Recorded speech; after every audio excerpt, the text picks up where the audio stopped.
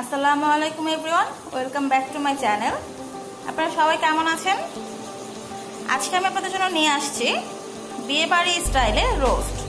বিয়েবাড়ির রোস্টটা খেতে অনেক মজা হয়, আমরা সবাই খুব পছন্দ করে থাকি, বড়রা ছোটরা সবাই খুব পছন্দের একটি খাবার এটি। আমি আপনাদেরকে আজকে কি করে বিয়েবাড়ির রোস্ট খুব সহজে এবং খুব মজাদার করে বানানো যায় সেটি করে দেখাবো। তাহলে ভিউয়ার্স, দেখে নেই কি করে বিয়েবাড়ির রোস্ট তৈরি করতে হয়। আমি এখানে 4 পিস চিকেন নিয়েছি। 4 পিস চিকেন নিয়েছি এখানে আমি। এখন আমি চিকেনটাকে ম্যারিনেট করার জন্য 1/2 চামচ আদা, 1/2 চামচ রসুন আর চিকেনের জন্য যতটুকু লবণ প্রয়োজন অতটুকু লবণ দিব। লবণ দিয়ে আমি খুব ভালো করে এগুলাকে একসাথে মেখে নেব, যেন প্রত্যেকটা চিকেনের ভেতরে মশলাগুলো ঢুকে। চিকেনটাকে আমার মাখা হয়ে গেছে। আপনারা দেখতে পাচ্ছেন যে আমি চিকেনটার মধ্যে মাঝখান দিয়ে একটু কেটে নিয়েছি যেন মশলাগুলো ভালো করে ঢুকে। এখন আমি চিকেনটাকে 15 মিনিটের জন্য এক সাইডে রেখে দেব। এখানে আমি 1/2 কাপ টক দই নিয়েছি। এখন 1/2 কাপ টক দইয়ের মধ্যে আমি একটুখানি দিচ্ছি দারচিনি গুঁড়া আর দিচ্ছি 1/2 চামচের চেয়েও কম গোলমরিচ গুঁড়া আর দিচ্ছি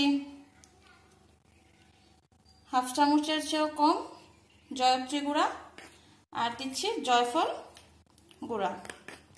জয়ফল গুঁড়া আমি 1/2 চামচের চাইতে কম দিয়েছি। আর দিচ্ছি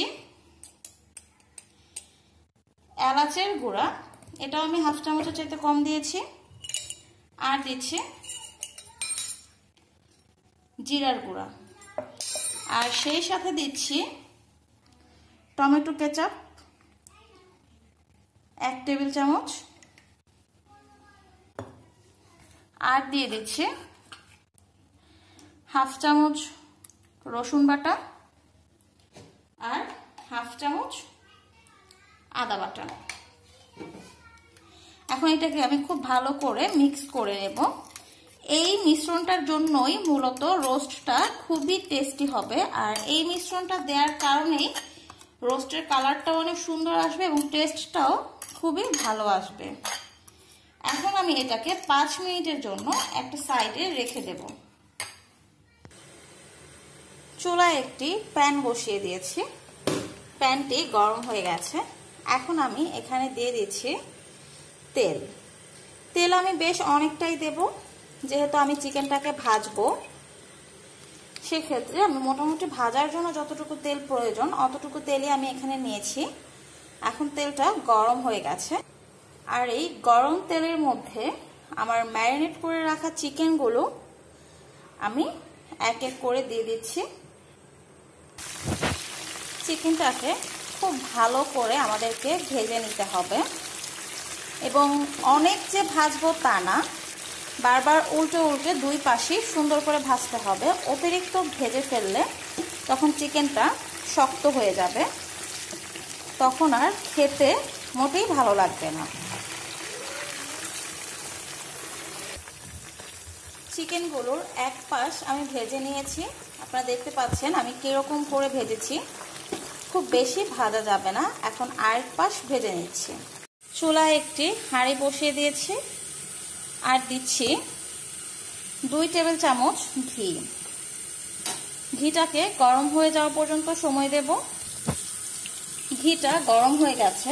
এখন আমি এখানে দিয়ে দেব 1 কাপ পরিমাণ পেঁয়াজ বাটা। পেঁয়াজ বাটাটাকে খুব ভালো করে আমাকে ভেজে নিতে হবে। আমার পেঁয়াজটা অনেকটা ভাজা হয়ে গেছে। আমি আজকের রোস্টটা সম্পূর্ণটা রান্নাটা আমি ঘিয়ের উপরে করব। আপনারা চাইলে রান্নার তেল বা ঘি দুইটা মিশিয়ে করতে পারেন, অথবা শুধু তেলেও করতে পারেন, আবার চাইলে শুধুমাত্র বাটার দিয়েও রান্নাটা করতে পারেন। এখন আমার পেঁয়াজটা ভাজা হয়ে গেছে। এখানে আমি যেই মশলার পেস্টটা করে রেখেছিলাম সেখানে আমি 1 চামচ লাল মরিচের গুঁড়া দিয়ে দিচ্ছি। লাল মরিচের গুঁড়াটাকে সম্পূর্ণ মিশ্রণটার সাথে ভালো করে মিশিয়ে নেব। এখন আমি এখানে আমার মশলার পেস্টটা দিয়ে দিয়েছি। এখন এই মশলাটাকে পেঁয়াজের সাথে ভালো করে মিক্স করে এটাকে খুব ভালো করে ভেজে নিতে হবে, যেন কোনো কাঁচা গন্ধ না আসে। আর এখানে দিয়ে দিচ্ছি মশলাটা যেন যতটুকু লবণ প্রয়োজন ঠিক ততটুকু লবণ। যেহেতু আমি চিকেনটার মতো লবণ দিয়ে ভেজেছি, তো এখানে খুব বেশি লবণের প্রয়োজন হবে না। এখন আমি এখানে আমার ভেজে রাখা চিকেনগুলো একে একে দিয়ে দিচ্ছি। আমার চিকেনগুলো দেওয়া হয়ে গেছে। এখন আমি এটাকে মশলাটার সাথে খুব ভালো করে মিশিয়ে দেব। আমার চিকেনগুলো মশলাটার সাথে ভালো করে মেশানো হয়ে গেছে।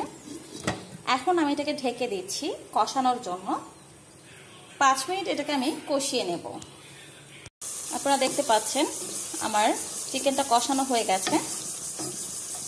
এখন এখানে আমি দিয়ে দেব 1/2 কাপ পরিমাণ পানি।